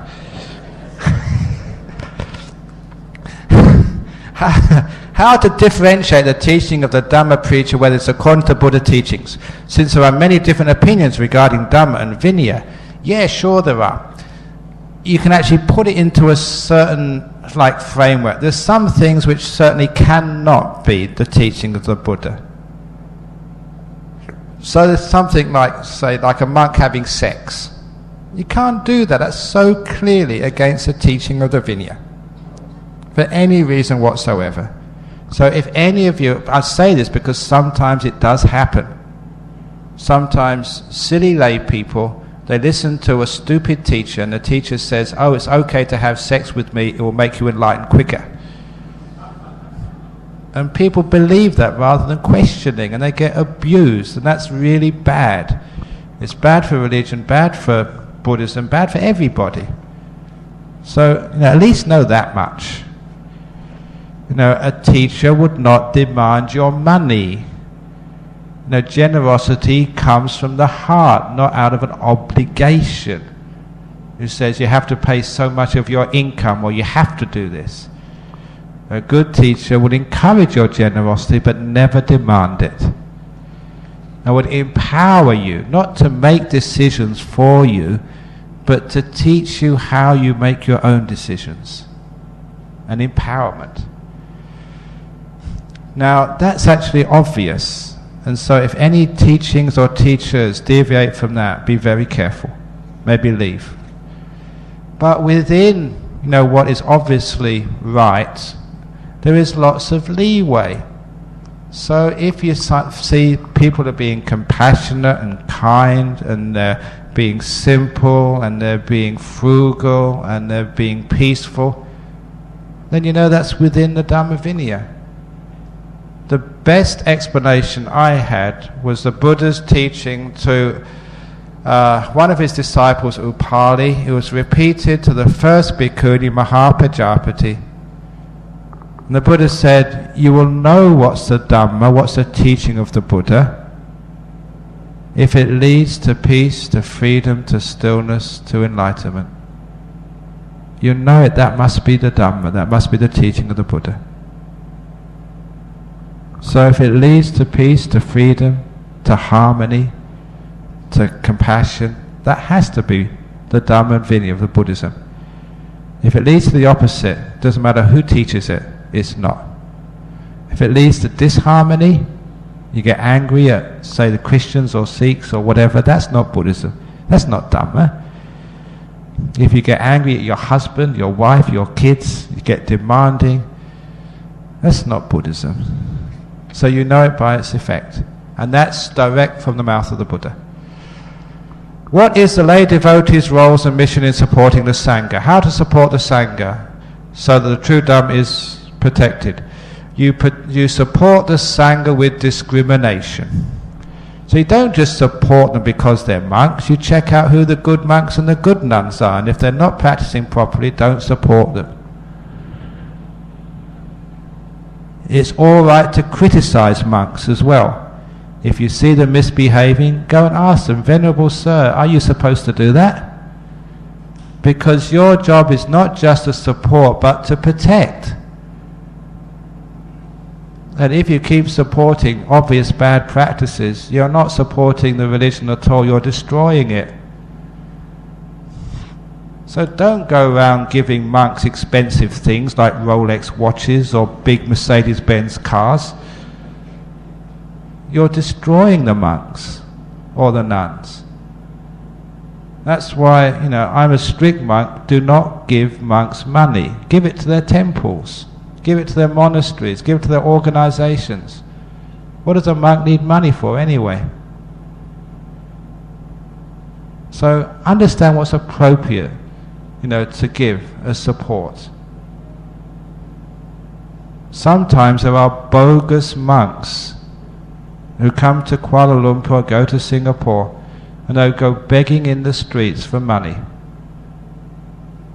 Buddhist monks should not do that. It's against our rules, especially if they come from the Thai tradition, which most of the bogus monks come from. They're not monks. They are villagers from Thailand who were organized by syndicates, and they shave their hair, they can buy a robe anywhere, put it on in some cheap hotel in Malaysia or Singapore, and go around the streets begging for money. Silly people give them money. Most of it goes to the syndicate, a little bit goes to them, and they destroy the religion. Don't do that. And that way you actually protect real Buddhism, instead of having all these bogus monks going around. So that's how you actually learn from good monks what the good monk is, what a bogus monk is. And support the good ones, support the good priests, support the good imams. Good people, no matter what religion, men or women, need support. So support them. Dear Ajahn, how to differentiate between true happiness and false happiness? How to sustain true happiness in our daily activities? True happiness is born out of selflessness, letting go, compassion, generosity. That's true happiness. False happiness is what you own, what you get, what you amass, what's yours. That's part of self and selfishness. Whatever takes of selflessness is true happiness, which makes you a part of things rather than separate. Selfishness separates you from others. Selflessness joins you with others. That's what happiness is. And how to sustain true happiness in our daily activities? Be kind, be generous, be peaceful, be compassionate. How many books have you published? What are the titles? How do we get access to those books? When I was a young Buddhist living in London, before I became a monk, a Zen monk came. And he gave a series of talks, but in those days, 1970 or even before then, I forget now, the Zen teachers from Japan could hardly speak any English whatsoever. So it always had to go through a translator. And having monks being translated, it loses the flow of things. So it's much better to get a monk speak in a language you understand.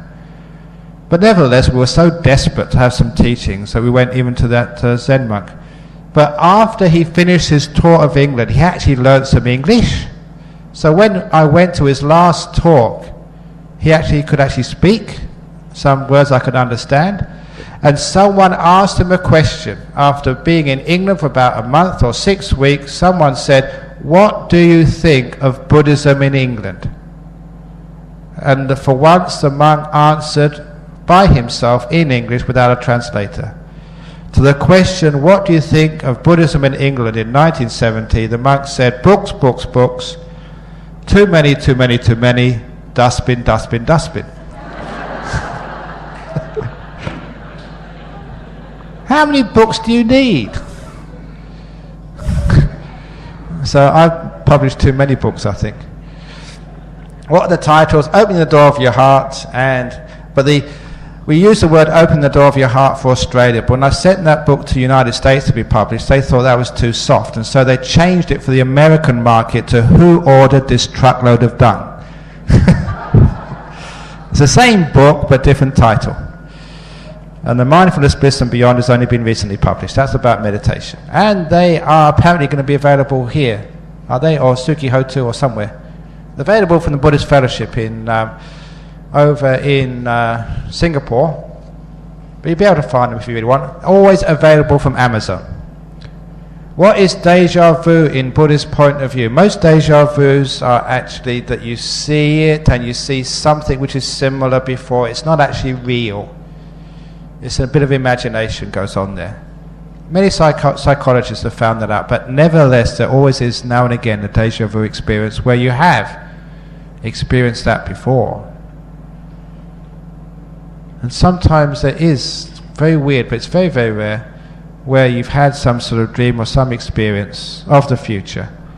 Most experiences of the future do not turn out as real as you expect them.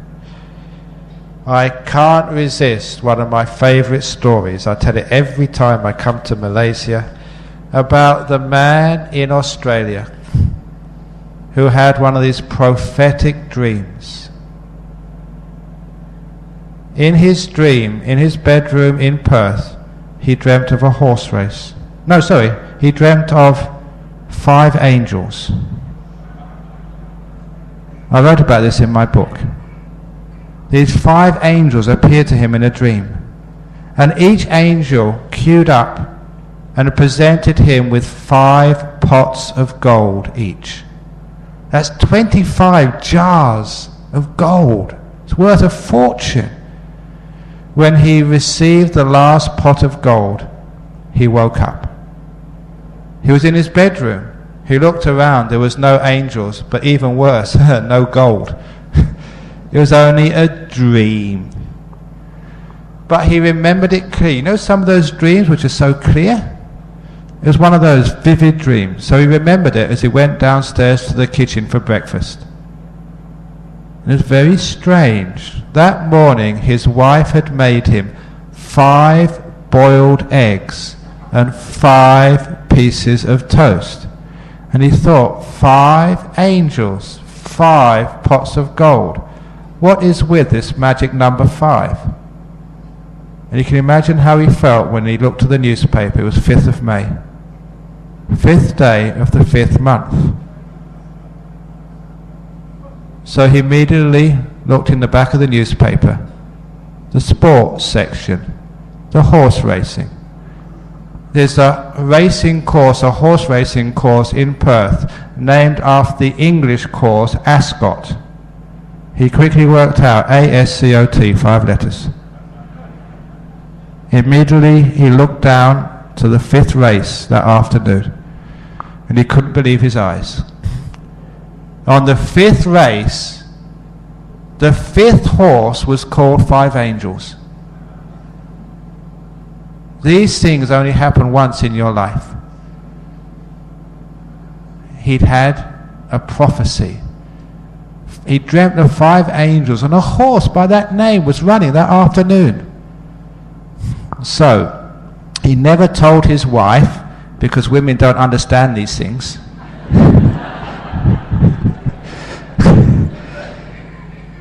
At lunchtime, he went to the bank to keep the lucky number 5. He took 5,000 Australian dollars out of his account. He took afternoon off work, went to the racetrack. He went to the 5th bookmaker, the people who accept the bets, the 5th in line, and he put $5,000 to win. Horse number 5, race number 5, 5 angels. He couldn't lose. All the signs were there. The 5 angels, lucky number 5, had to win. Actually, the lucky number 5 wasn't wrong at all, because that horse came in 5th.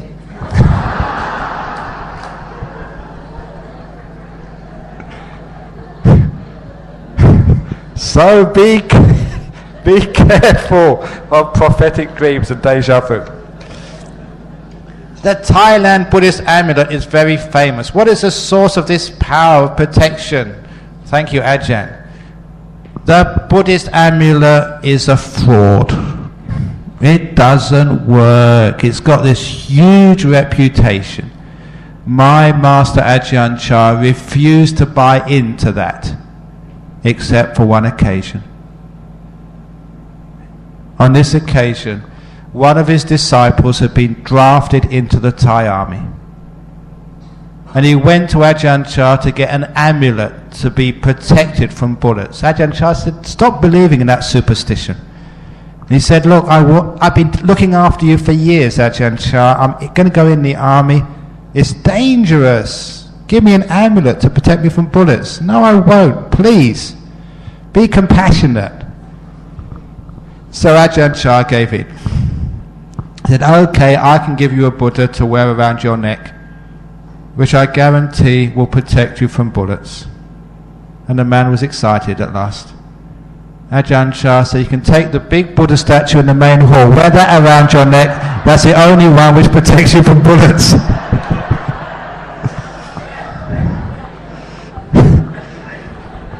That's what he said.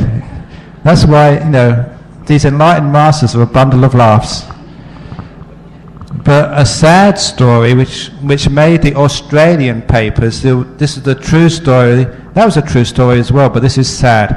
There was a general in Bangkok who had brought one of these so-called famous Thai amulets for $500,000 US. Some of those amulets, they cost that much. That's a huge amount of money. $500,000 US just for a little amulet.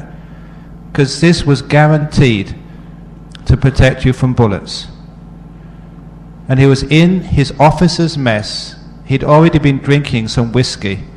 So he was bragging about his amulet, how much it cost, but how effective it was. And to prove it, he gave his revolver to a major and ordered the major to shoot him. So the major shot him and killed him. He died. Stupid general. It didn't work at all, and that's why it was in the newspapers. But still, people believe these things. So please, don't go to that. Having a little amulet is fine. It reminds you of the Buddha, or reminds you of a great monk. But it does not protect you. I am a fresh graduate. I feel lost and not confident enough to make my own decision to search for a dream job. This is the dream job for you. Beer.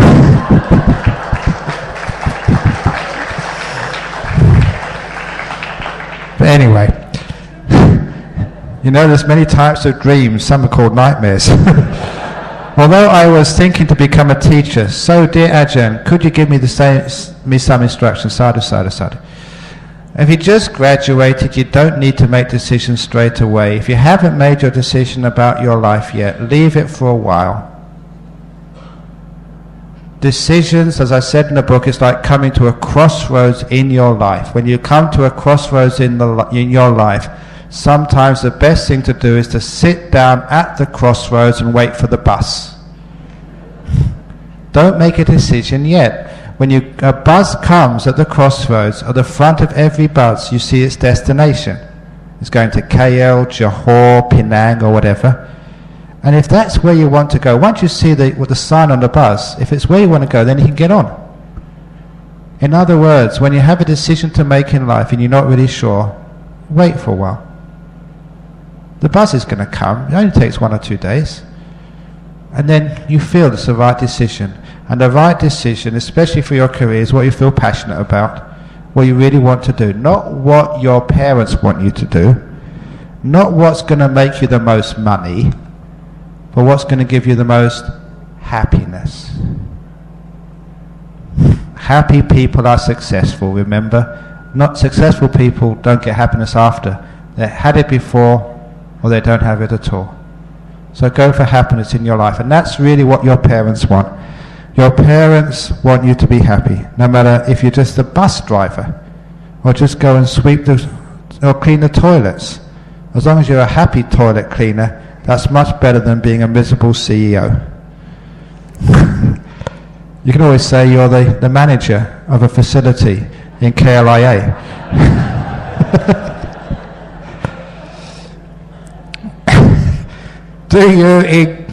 Do you encourage everyone to become monk or nun? If everybody are monk or nun, who is going to give alms? It's easy these days because we have robots. Robots from Japan can do everything which you used to do. So now there's no problem at all. Everyone can become a monk or a nun and the robots will feed us. No, obviously, that no one will ever have everyone becoming monk or nun. In the same way, what will happen if everybody became a doctor? We'd have no dentists, we'd have no toilet cleaners. Now you've got Ajahn Brahm here. Someone's left off the M.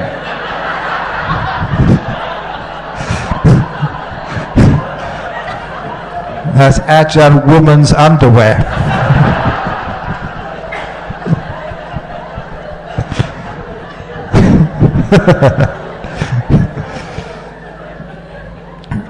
Anyway, is happiness derived from meditation and happiness derived from practice of virtue? Two different kinds of happiness. What about anitta? Anitta, no feeling, but happiness, need one to feel it. Okay, that there's different levels of happiness. Happiness from virtue, if you take virtue deeper, it becomes compassion. So compassion is just the development of virtue. And meditation is the development of compassion. May all beings be at peace, including me. So it's the most compassionate thing to do, to give yourself peace. Because when you're peaceful and still, then all the other people who have to pull up with you have a much easier time. So please meditate and make your mind peaceful out of compassion for the people in your house. Because if you're not peaceful, they have a terrible time. So please think of all the people in your house, in your office, or in your temple who have to put up with you, and make your mind peaceful out of compassion for them. So there we go. That's the last question. I finished them all by just 10:05. So thank you, and hopefully that you are all that more happy today, having come to this talk. Happiness upon happiness upon happiness.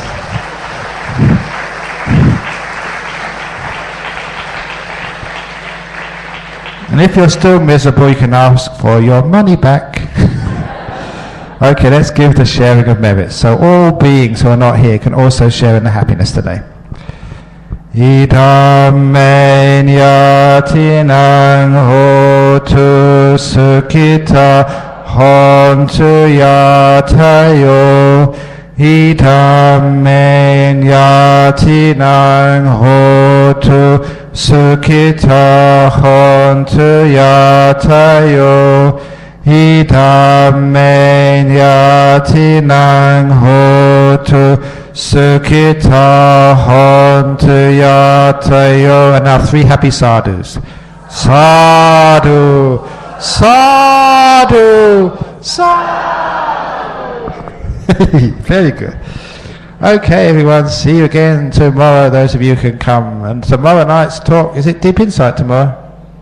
Okay, this is the Deep Insights coming tomorrow. Okay, have a nice evening. See ya.